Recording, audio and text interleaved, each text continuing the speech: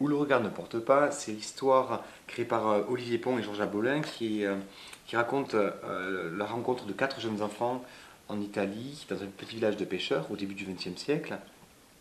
Et donc dans cette histoire, plusieurs intrigues se mêlent autour de ce petit groupe, notamment l'histoire de ce petit village de pêcheurs, des autochtones qui s'affrontent, qui sont jaloux entre eux, et surtout qui Qui ont peur du redoute progrès, surtout l'innovation qui ont peur du d'enfants, la progrès. famille de William qui amène cette innovation Ouais, William, c'est avec un des quatre. des quatre petits-enfants. Ouais, c'est le petit garçon, donc la famille vient de Londres, Oui. et avec le père a des idées pleines d'inventions, de renouveau liés à l'industrialisation typique de l'Angleterre de cette Donc, par époque. exemple, les bateaux à vapeur pour aller chercher le poisson plus loin, Ou alors en même, plus grande quantité. grande idée d'avoir une voiture pour aller vendre le poisson sur les marchés Ouais.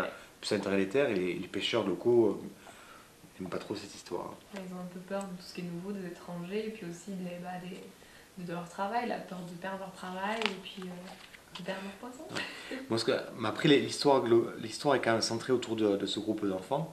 Et notamment, ce groupe d'enfants consiste de Lisa, qui est la petite fille, et de trois petits garçons.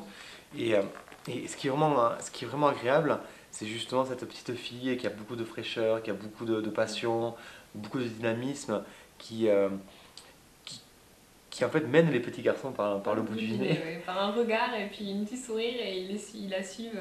Et surtout, il y a une intrigue qui se crée parce qu'on apprend que ces quatre enfants sont nés le même jour. Il y a plusieurs histoires, plusieurs personnages du passé dont la vie se mêle plus ou moins à la leur. Ouais. Euh, on Puis découvre au fur et à surtout mesure. un gros mystère autour de cette petite fille, justement. On dirait qu'elle a un certain don, bah, on dira pas plus, mais c'est vrai que elle a un don, on sait pas trop si c'est un néant, on sait pas trop. Ouais, C'est étrange. on voit qu'elle comprend des choses que les autres ne comprennent pas, mais on ne sait pas si elle est vraiment sûre ou pas. Et c'est vrai que ça a beaucoup de fraîcheur et beaucoup d'intrigues autour de ces personnages.